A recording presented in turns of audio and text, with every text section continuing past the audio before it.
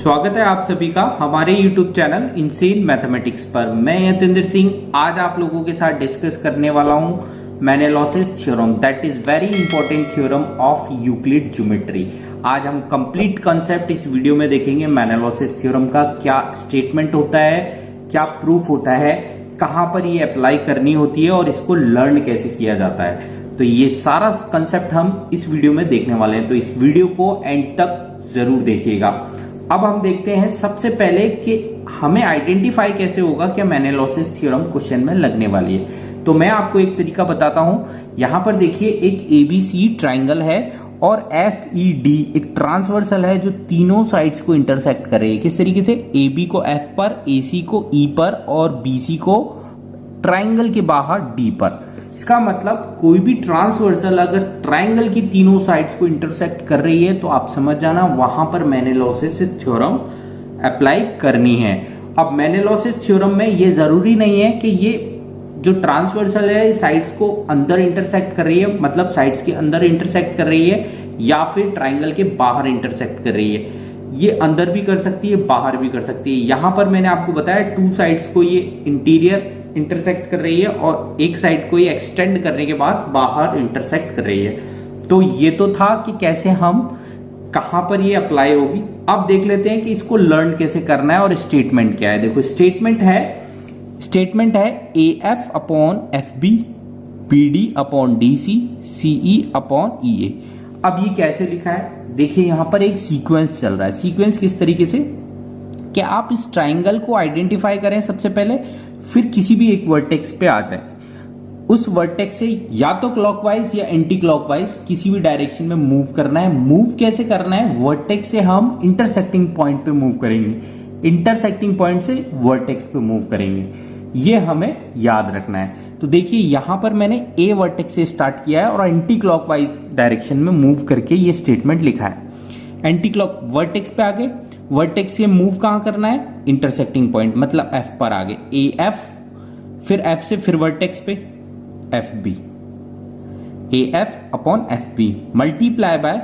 अब इस वर्टेक्स से सी पर नहीं जाना है, इस वर्टेक्स से हमें डी पर जाना है। क्यों? क्योंकि ये इंटरसेक्टिंग पॉइंट है। बी डी, डी से फिर वर्टेक्स पे D C, B D upon D C, फिर सीई अपॉन ई ए। इस तरीके से स्टेटमेंट लिखना है। कोई बच्चा अगर इसको क्लॉकवाइज डायरेक्शन में लेता तो भी यही रिजल्ट आएगा, ठीक है। अगर आप किसी और वर्टेक्स से लेते तो भी यही रिजल्ट आएगा। सपोज कोई बच्चा सी से एंटी क्लॉकवाइज डायरेक्शन में जाना चाहता है तो सी पर आ जाएगा, तो स्टेटमेंट इस तरीके से होगा C E upon E A F upon F B, B D upon C D. तो क्या हो जाता? सीई अपॉन ई ए, फिर हो जाता CE upon E A F upon F B, फिर B D upon D C. मतलब ये पहले आ जाता, फिर ये आ जाता, फिर ये आ जाता। स्टेटमेंट यही रहेगा, कहीं से भी आप मूव करें स्टेटमेंट यही रहेगा। बस ध्यान ये रखना है वर्टेक्स से इंटरसेक्टिंग पॉइंट, इंटरसेक्टिंग पॉइंट से vertex. So now how to prove the statement of Menelaus theorem. Statement हम पहले देख चुके हैं। A F upon F B, B D upon D C, CE upon E A, तीनों का product 1 के equal होना चाहिए। तो इसको हम प्रूव करने वाले हैं, ठीक है। तो इसके लिए कंस्ट्रक्शन क्या किया है? एबीसी ट्राइंगल के तीनों वर्टेक्स ए बी सी से परपेंडिकुलर्स ड्रॉ किए हैं ट्रांसवर्सल पर, जो ट्रांसवर्सल को ए डैश, बी डैश और सी डैश पे इंटरसेक्ट कर रहे हैं, ठीक है। तो सबसे पहला काम क्या करेंगे हम? सबसे पहले हम देखेंगे कि ये A dash, B dash same line पर परपेंडिकुलर है। इसका मतलब ये पैरेलल होंगी, ठीक है।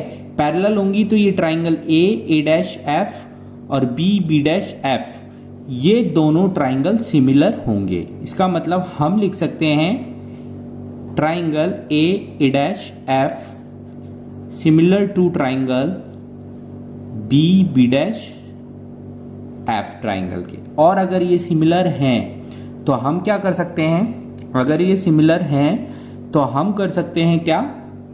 हम करेंगे रेशोज को इक्वल। किस तरीके से? A F upon F B is equal to A dash upon B dash, ठीक है। इस तरीके से हम इसको लिखेंगे। अब क्या करना है, अब यहां पर इस इक्वेशन को हम दे देते हैं equation 1। Now what we will do, हम देखेंगे दूसरा ट्राइंगल। दूसरा ट्राइंगल कौन सा है, यहां पर दूसरा ट्राइंगल हम देखेंगे। अब दूसरा ट्राइंगल कौन सा है, देखिए यहां पर दूसरा ट्राइंगल है C dash D and B dash D. मतलब हम लिख सकते हैं triangle C dash D similar to triangle B dash D. क्यों, क्योंकि ये भी पैरेलल हैं, सेम लाइन के परपेंडिकुलर हैं। ये तीनों परपेंडिकुलर एक ही लाइन पर है तो तीनों पैरेलल होंगे, तो इनके रेशियोज भी हम क्या करेंगे, लिखेंगे। कैसे लिखेंगे, देखिए B D upon D C is equal to B dash upon C dash. ठीक है, ये काम हो गया। अब देखते हैं थर्ड पेयर क्या होगा। थर्ड पेयर होगा ए डैश ई सी डैश ई।